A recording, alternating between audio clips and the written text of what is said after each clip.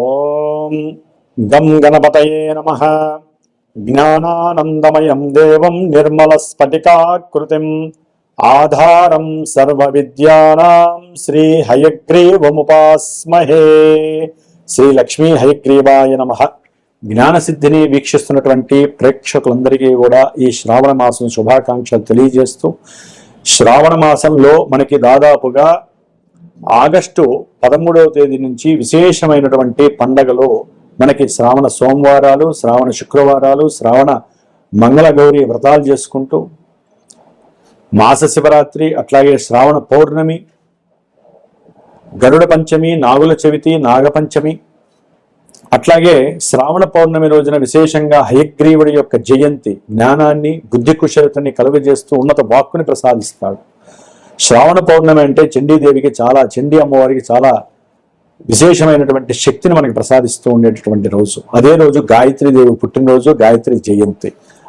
ఆ రోజున విశేషంగా చాలా మంది యజ్ఞోపవీతాన్ని ఉపాకర్మ చేసి, అంటే ఎవరైతే మొన్న మాఘమాసంలో యజ్ఞోపవీతం ధరిస్తారో వారందరూ కూడా మార్చుకునేటటువంటి రోజు ఉపాకర్మ ద్వారా. ఇట్లా ఎన్నో విశేషమైనటువంటి సౌఖ్యాన్ని, అట్లాగే లక్ష్మీ దేవిని మనకి కటాక్షంగా ఇచ్చేటటువంటి మాసాలలో శ్రావణ మాసం విశేషత్వం.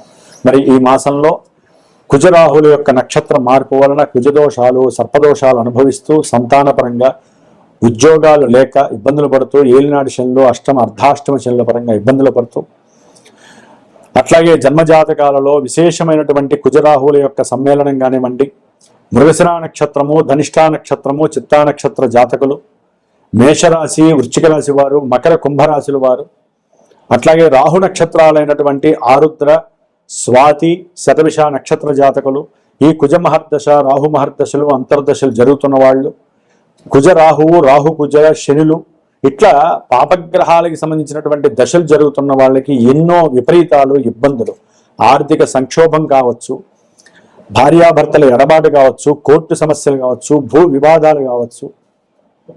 ఎందుకంటే కుజరాహుల వలన ఎన్నో సమస్యలండి. కుజదోషాలు, జన్మజాతకాలలో కుజదోషాలు, సర్పదోషాలు మనిషిని ఎదగనివ్వవు.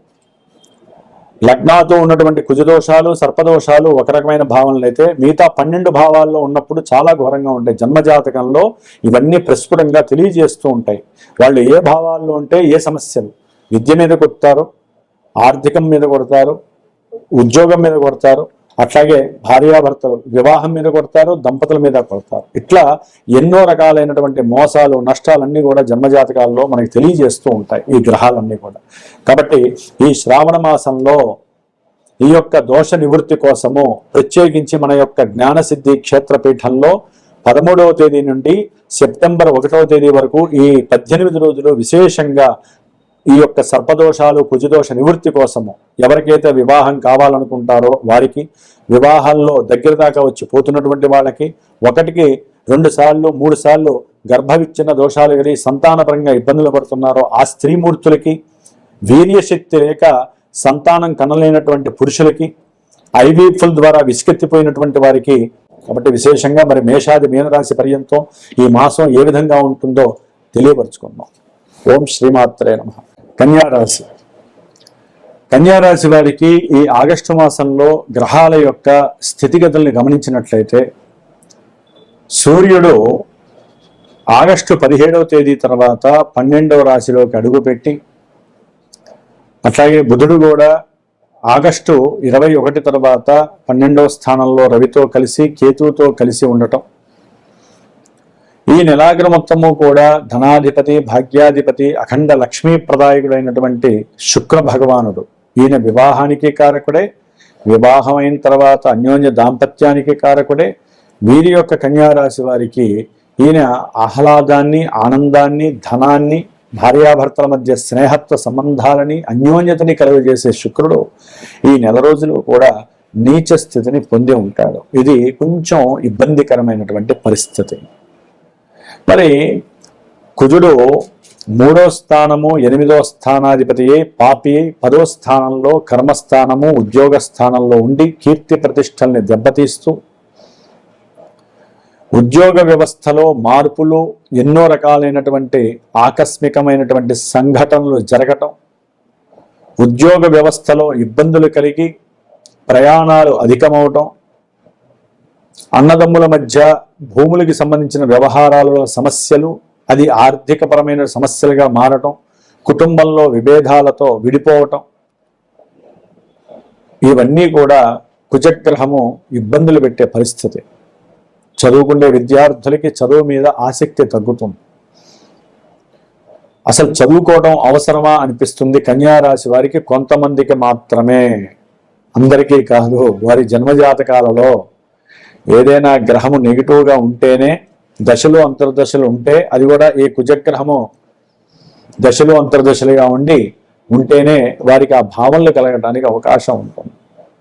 కీర్తి ప్రతిష్టలు దెబ్బతినే అవకాశము, బంధువులతో అంతర్గతంగా లోపల ఒకటి పెట్టుకుంటారు, బయటికి ఒకటి మాట్లాడతారు ఈ కన్యా రాశి వారు. దాని ద్వారా ఈ నెల రోజుల్లో వారికి బంధువులతో విరోధత్వము, దాని ద్వారా భార్యాభర్తల మధ్య ఇప్పుడు బంధువులు ఎవరుంటారు ఉంటే భార్య తరపు లేదా భర్త తరపు. కన్యా రాశి వారిలో వీళ్ళిద్దరిలో ఎవరున్నా వారితో మాట్లాడే విషయాన్ని బట్టి వారి ఇరువురి మధ్య కూడా మరి శుక్రుడు బలంగా లేనప్పుడు ఏమవుతుంది, సమస్యాత్మకం అవుతుంది. దానితోటి శని కూడా చూస్తున్నాడు, కుజుడు చూస్తున్నాడు, రెండు పాపగ్రహాలు శుక్రుడిని చూస్తున్నాయి. అంటే ఉద్యోగం ద్వారా ఏదైనా రావాలన్నా రాకపోవటం, డబ్బులు, కుటుంబంలో సరైనటువంటి ఆహారపరమైనటువంటి విషయాల్లో కూడా ఇబ్బందులు పడటం, కోర్టు సమస్యలకు సంబంధించి విపరీతమైనటువంటి ధన నష్టము, అది భార్య ద్వారా ఎక్కువగా ఉండే అవకాశం ఎక్కువగా ఉంటుంది. అలాగే గృహ సౌఖ్యం, వాహన సౌఖ్యం సరిగ్గా ఉండదు, గృహ సౌఖ్యం సరిగ్గా ఉండదు.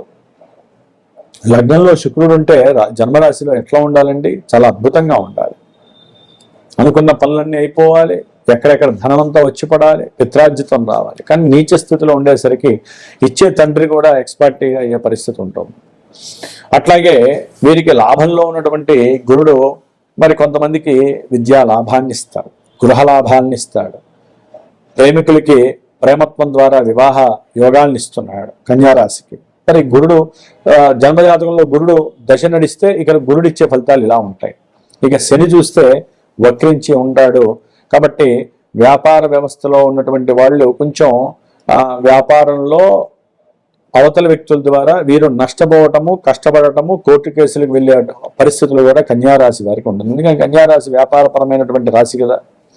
మరి ఇక్కడ బుధుడు చూస్తే ఆ రాశ్యాధిపతి రవితో కలిసి కేతువుతో కలిసి మరి 21వ తారీఖు తర్వాత ఉండటం వలన ఇంకా ఇబ్బందులు ఈ యొక్క 10 రోజుల్లో ఉండటానికి అవకాశాలు ఉంటాయి. ఆరోగ్యం చెడిపోతుంది, తండ్రితో మాట విభేదాలు, చేసే ఉద్యోగంలో సమస్యలు, అట్లాగే ఉద్యోగం పోవటం ద్వారా వీరు మానసికంగా కాస్త చిత్త ప్రవృత్తికి లోనవ్వటము, బుద్ధి విహీనత్వం కలగటము, నిద్ర సరిగ్గా రాకపోవటము, ఎందుకు వ్యాపారంలో మనం అనవసరంగా అటు సైడ్ ఎందుకు వెళ్ళామా అని ఆలోచన కలగటం. అదే గనక బుధుడు జన్మజాతకాలలో దశానాథుడైతే ఇక్కడ ఈ విధంగా ఉన్నటువంటి సిచ్యువేషన్కి ఆయన ఇంకా అక్కడ దుర్మార్గత్వంగా గనక దుస్థానాధిపతి అయితే గనక ఇక్కడ పెట్టుబడి పెట్టించేస్తాడు, లేనిపోని సమస్యల్లో ఇరికిచ్చేట్టుగా కూడా చేస్తాడు.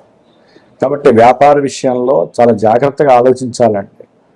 మనం 100 రూపాయలకి కోట్ చేసినప్పుడు వ్యాపారంలో మన దగ్గర అట్లీస్ట్ 80 రూపాయలు ఉంటేనే లేదా 70 రూపాయలు ఉంటేనే వ్యాపారంలో దిగాలి.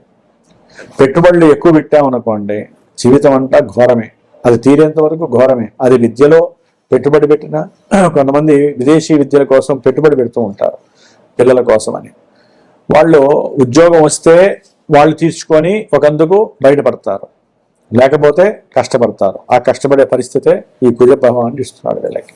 కాబట్టి తల్లిదండ్రులు చాలా చాలా ఇబ్బందులు పడుతూ ఉంటారు. ఇంకా వ్యాపార పరంగా ఎవరైనా పెట్టేవాళ్ళు ఉంటే కొంచెం ఓపిక పట్టండి, తొందరపడి నెల రోజుల్లో పెట్టకండి. బుధుడు శుక్రుడు అనుకూలంగా లేరు మీకు, గురుడు ఒక్కడే లాభంలో ఉన్నాడు కదా అని అన్ని పనులు చేయకండి. కొంతమందికి చేసే వృత్తి ఉద్యోగాదుల్లో 6వ స్థానంలో ఉన్నటువంటి కుజుడు రాహువు కుజ నక్షత్రంలో ఉండటం, 10వ స్థానంలో ఉన్నటువంటి కుజుడు రాహు నక్షత్రంలో ఉండటం, దీని ద్వారా వీరికి ఇష్టమున్నా లేకపోయినా అకస్మాత్తుగా వీరు చేసే ఉద్యోగంలో ఏదో రకంగా వీరిని అవమానించడమో లేకపోతే ఏదైనా అనుమానించి వీరిని ట్రాన్స్ఫర్స్ చేయడమో జరిగే అవకాశాలు ఉంటాయి. కొన్ని సమస్యలు తలెత్తే అవకాశాలు కూడా, దాని ద్వారా వీరి కీర్తి ప్రతిష్టలు తగ్గే పరిస్థితి కూడా ఉంటుంది. కాబట్టి వీరు ఎక్కువగా విష్ణు సహస్రనామ పారాయణని ఎక్కువగా చేయాలి. అట్లాగే ఓం నమో నారాయణాయ మంత్రాన్ని ఎక్కువగా చాంటింగ్ చేసుకోవటం విశేషం. ఏదైనా లక్ష్మీ స్థిరయోగ్యతకి కానివ్వండి, లేకపోతే జాతకంలో ఎవరికైనా సరే వివాహ యోగాలు లేకపోయినా, ఉద్యోగంలో సరైనటువంటి స్థితిగతులు లేకపోయినా, అన్నిటికీ వెయిట్ చేసి విరక్తి చెందిన, శత్రుబాధలు, రోగబాధలు, రుణబాధలు ఇలాంటివి అనుభవిస్తున్న, భూపరమైనటువంటి సమస్యలు, కబ్జాల విషయంలో ఎన్నో ఇబ్బందులు పడుతూ, గృహం కట్టుకుందామన్నా కట్టుకోలేక, కట్టినటువంటి ఈఎంఐలు వీరిని ఇంకా కట్టమని చెప్పి హెరాస్మెంట్ జరిగిన, అట్లాగే ధనము చోరత్వం ద్వారా కానీ ఎవరైనా నమ్మించి మోసం చేయటం, ఇలాంటి విషయాలన్నీ కూడా మనకి జాతక చక్రాల్లో జరుగుతున్నప్పుడు, ఆ దశలు యాక్టివేట్ అయినప్పుడు గోచారంలో అవన్నీ కనిపిస్తూ ఉంటాయి. అలాంటివన్నీ ఎక్కువగా కుజుడు వలన, శుక్రుడి వలన, శని వలన కలుగుతాయి. శుక్రుడు చాలా మంచివాడు. దంపతులు కలిసి ఉండాలన్నా, దంపతులు విడిపోవాలన్నా ఆయన ఉన్న స్థానాన్ని బట్టే ఆధారపడి ఉంటుంది. కాబట్టి అప్పుడు మనం జన్మ జ్యోతిష్యాన్ని చూపించుకొని దానికి తగ్గ పరిహారాలు ఆచరించుకోవాలి. అయితే ఈ విషయాలకి శ్రావణ మాసం చాలా విశేషత్వం కాబట్టి, ప్రత్యేకించి మన జ్ఞానసిద్ధి క్షేత్రపీఠంలో రేపు శ్రావణ పౌర్ణమి 28వ తేదీ ఆగస్టు 28 విశేషంగా అమ్మవారి యొక్క చండీ హోమము, అట్లాగే కుజరాహుల యొక్క నక్షత్ర పరివర్తన ద్వారా వీరిరువురికి కూడా సంబంధం కలగటం వలన గర్భవిచ్ఛిన్న దోషాలు కానీ, అండోత్పత్తి సరిగ్గా లేకపోవటము, ఐవీఎఫ్ చేసుకున్నా కూడా పిల్లలు లేనటువంటి వాళ్ళకి, అట్లాగే భూ సమస్యలు, గృహం కట్టుకుందాం అనుకున్నా కట్టుకోలేని వాళ్ళకి, అన్నదమ్ముల మధ్య తీవ్రమైనటువంటి ఆర్థిక సమస్యలు ఉన్నా, గృహంలో మనశ్శాంతి లేకపోయినా సుబ్రహ్మణ్య ఆరాధన, సుబ్రహ్మణ్య పాశుపత హోమం కూడా చేస్తున్నాను.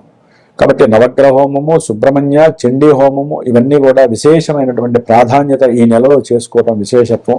దానికి సంబంధించినటువంటి స్వామివారి యొక్క ప్రతిమని, అమ్మవారు లక్ష్మీదేవి యొక్క ప్రతిమని కూడా ఎవరైతే పీఠానికి ఫోన్ చేసి వారి యొక్క బాధలు తెలిపి గోత్రనామాలు ఇస్తారో వారికి పూజ చేసినటువంటి ప్రసాదం అందజేయబడుతుంది. కాబట్టి కంపల్సరీ కన్యారాశి వారు సాధ్యమైనంత వరకు చేసే ఉద్యోగాదుల్లో మార్పు జరగకుండా ఉండడానికి ప్రయత్నం చేయండి. ఆ శ్రీమన్నారాయణే మిమ్మల్ని రక్షించుగాక. ఓం నమో నారాయణాయ నమః.